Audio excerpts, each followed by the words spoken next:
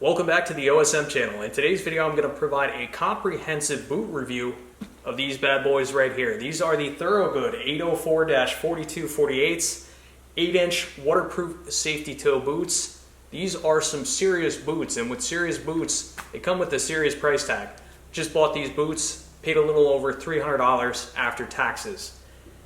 And I know what you're saying, that's a lot of money to spend on a pair of boots, but let me tell you, if you're in the trades, you know how important it is to have a high quality pair of boots. It will make the difference between a good day and a miserable day. So sometimes it makes sense to pay up. In fact, an old wise man once told me 3 things you never cheap out on: food, your mattress, and your footwear, your boots. And I think those are words to live by. So without further ado, let's start breaking down these boots and see what you get for a little over $300. Now, before we go over the features of these boots in detail, let's just admire these boots for a second. We have an embroidered logo on the top of the boot. We have full grain leather, triple stitching. These boots are manufactured in the United States with pride, and it clearly shows. Look at the soles. Look at those treads. I mean, these are a serious pair of boots. So depending what industry you're in, your boots may be required to be compliant with certain safety standards. Let's go over the safety standards that these boots conform to. So these boots conform to the bloodborne pathogen standards of ASTM-F1671. These boots are compliant with safety toe standards of ASTM-F2413. These boots are compliant with the slip resistance standards of ASTM-F3445. And finally, these are electrical shock resistant boots in compliance with ASTM-F2413 and ASTM-F2892. Next thing I would like to discuss is the quality of materials used to construct these boots and the craftsmanship of these boots. So the first thing we need to talk about is the leather. Now, these boots are manufactured with Crazy Horse full grain leather. When it comes to boot manufacturing, from my understanding, there are 2 leathers that are normally used: full grain leather or top grain leather. Full grain leather is the highest quality material, which also makes it more expensive, by the way. Again, these are full grain leather boots. Full grain is also thicker and more durable, which is what you want for a boot. Full grain leather also develops a patina and softens over time, and I can attest to that. If we look at my other Thorogood boots, you can see there's a bit of a patina, and the leather is much softer compared to these new boots. And finally, and this is big here, full grain leather is more breathable, and that's really important for ensuring foot health. Next, let's quickly discuss the safety toe that lies within these boots. So these boots have something called a nano composite toe.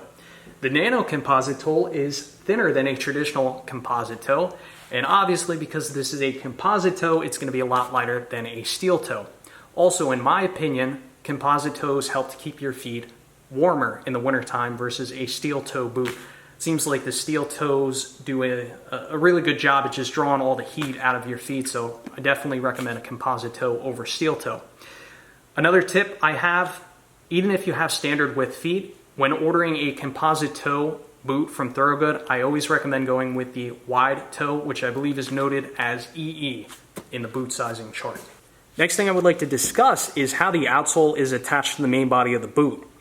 So this seam right here, where the main body of the boot is attached to the sole, is normally the trickiest spot for manufacturers to seal in order to keep these boots as waterproof as possible.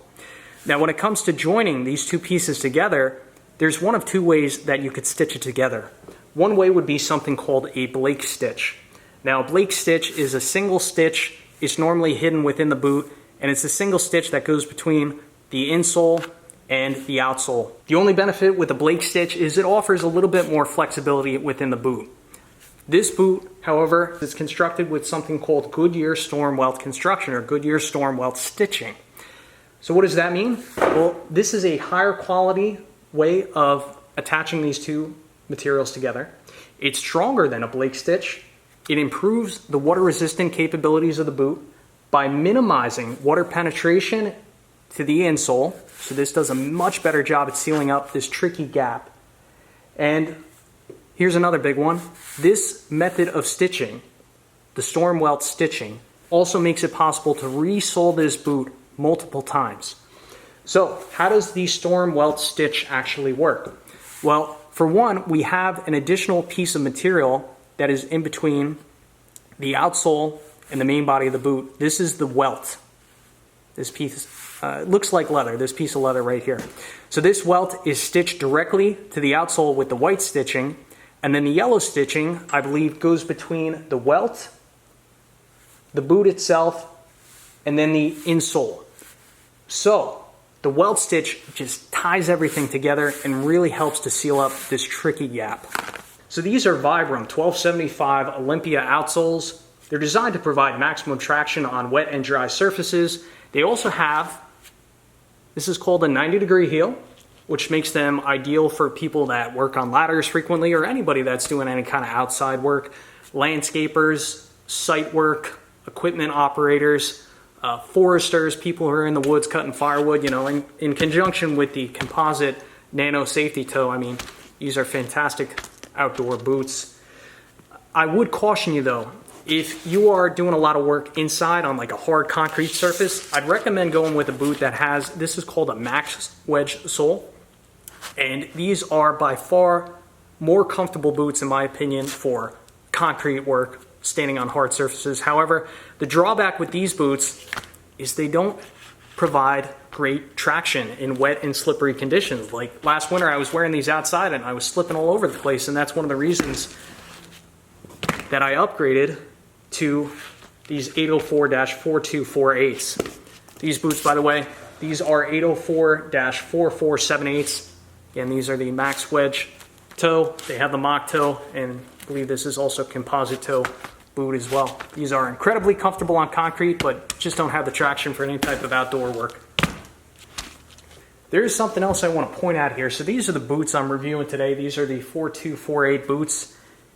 These are non-insulated boots. Now, something I've noticed about these boots that I have not seen on a non-insulated American Heritage Series Thorogood boot before is the installation of a liner. Like these are my 4478 Max Wear wedge boots, which I showed you a moment ago. And notice there's no liner. It's just leather. And I really like this because there's nothing to tear, nothing to fail in here. I mean, granted, of course, if you wear through the leather, unlikely. But I've had bad luck with these liners in the past. After years of sliding my foot in and out of the boot, eventually these liners tend to fail. So I'm curious to see how long and how well this holds up. There may be a benefit in that it helps to circulate air down to your foot, removes moisture, maybe it'll keep your feet a little bit warmer in the wintertime. I really don't know. And feeling this liner, I mean, it's throughout the entire boot. You know, it's not just the back part of the boot here. It really goes all the way up to the toe. So I don't know. Just wanted to point that out. We'll see how it lasts, and I'll update you in the comments section as to how we do over time. I can hear the troll in the comments section typing away right now.